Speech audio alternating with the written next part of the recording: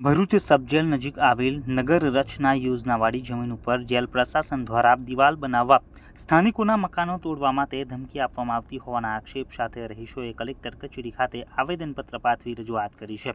ભરૂચ શહેરના સંતોષી વસાહત નજીક સબજેલ પાસે આવેલ નગર રચના યોજના ભરૂચ નંબર 3ના અંતિમ ખંડને 94-95 વાળી જમીન ઉપર જેલ પ્રશાસન દ્વારા દિવાલ બનાવવા સ્થાનિકોના મકાનો તોડવા માટે ધમકી આપવામાં આવતી હોવાના આક્ષેપ સાથે રહીશોએ ભરૂચ જિલ્લા સમાહર્તાને આવેદનપત્ર પાઠવીને રજૂઆત કરી છે। આવેદનપત્રમાં જણાવ્યા અનુસાર તારીખ 20 જૂન 2024ના રોજ બપોરે 12 વાગ્યાના સુમારે જેલ પ્રશાસન તરફથી પોલીસ બંદોબસ્ત સાથે ભરૂચ નગર રચના યોજના નંબર 3ના અંતિમ ખંડ નંબર 94-95 ઉપર દિવાલ બનાવવા માટે લાઈન દોરી કરવા આવ્યા હતા। તેઓએ મકાન નંબર 154/2 થી 95/1 સુધીના મકાનો માટે એવી ધમકી આપીને ગયા છે કે તમારા મકાનનો અમુક હિસ્સો 3 દિવસમાં તોડવા માટે આવીશું, જેથી તમારા મકાનો ખાલી કરી દેજો। અચાનક મળેલી આવી ધમકીથી સ્થાનિકો ડરી ગયા છે અને મકાનોનું શું થશે તેવી ચિંતામાં મુકાયા છે। સ્થાનિકોએ જણાવ્યું હતું કે અમને અગાઉ કોઈ પણ નોટિસ આપવામાં આવેલ નથી, તેમ છતાં વગર નોટિસે અમારા મકાનો તોડવાની ધમકી અપાઈ છે। અમારા મકાનોના સંપૂર્ણ કાગળો અમારી પાસે છે। જો આ જમીન હાલમાં પણ કોડાની માલિકીની છે તો જેલ પ્રશાસન દ્વારા અનઅધિકૃત રીતે દિવાલ બનાવી કેમ કબજો કરવામાં આવી રહ્યો છે તેવા સવાલો સાથે સ્થાનિકોએ તંત્રના દરવાજા ખખડાવ્યા હતા અને ન્યાયની માંગ કરી હતી। મારું નામ મોહમ્મદ મુનાફ પઠાણ છે। હું સંતોષી વસાહતનો રહેવાસી છું। અમારો વિવાદ આજે એ થયેલ છે, 2013 થી વિવાદ થાય છે, પણ આજે ફરી એ વિવાદમાં અમે ફરી આવ્યા છે કે અમારે વિસ્તારમાં ટાઉન પ્લાનિંગ આવેલ છે અને ટાઉન પ્લાનિંગની અંદર રમતગમતનું મેદાન આવેલ છે, જેને હાલમાં જેલ પ્રશાસન કબજો કરવા જઈ રહ્યું છે બિનઅધિકૃત રીતે।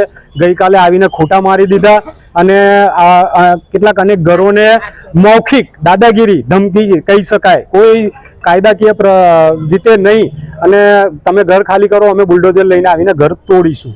વાત એટલી નથી, વાત એટલી છે કે જ્યારે ટાઉન પ્લાનિંગ બનતું હોય છે તો રહેવાસીઓના જીવનને સારું બનાવવા માટે બનતું હોય છે, પરંતુ અહીંયા શું થઈ રહ્યું છે, ટાઉન પ્લાનિંગની અંદર એસપી ઓફિસ તરફથી એક રસ્તો ખાઈ લેવામાં આવ્યો, એક રસ્તો જેલ પ્રશાસન અને દારૂલિયા તમામ તરફથી ખાઈ લેવામાં આવ્યો, એક જમીન સુએજ પ્લાન્ટ તરફથી ખાઈ લેવામાં આવી છે। તો પછી રહેવાસીઓ માટે કરવા શું જઈ રહ્યા છે? હવે આજે જ્યારે રમતગમતનું એક મેદાન બચ્યું છે, નિઃશુલ્ક રમતગમતના મેદાનની અહીંયા વ્યાખ્યા સમજો, અહીંયા નિઃશુલ્ક રમતગમતનું મેદાન છે જ્યાં કોઈ બાળકોને પૈસા આપવા નથી પડતા અને બિંદાસ ફ્રી રમે છે।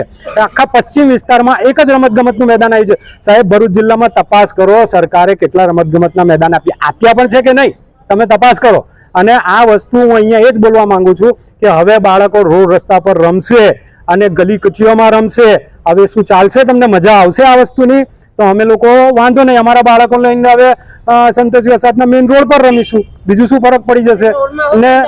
અને આજે આ જ વસ્તુ થવાની છે। એટલે અમારો કહેવાનો મુખ્ય ભાવાર્થ એટલો જ છે કે ટાઉન પ્લાનિંગ ક્યારે પણ ફેલ થવી ના જોઈએ, એ રહેવાસીઓના માટે હોય છે। અધિકારીઓ મળી અને પોતાની રીતે હેતુફેર કરી નાખે છે, ના કોઈ સામાન્ય નાગરિક માટે કોણ કરશે? સામાન્ય નાગરિક માટે લડશે કોણ? સામાન્ય નાગરિકનું શું? અમારી પાસે એટલો સમય નથી કે અમે કાયદાકીય લડાઈઓ લડવા આવીએ। તો આ કામ અધિકારીઓની જિમ્મેદારીમાં આવે છે કે એમને આ ટાઉન પ્લાનિંગ ઇમ્પ્લિમેન્ટ કરે।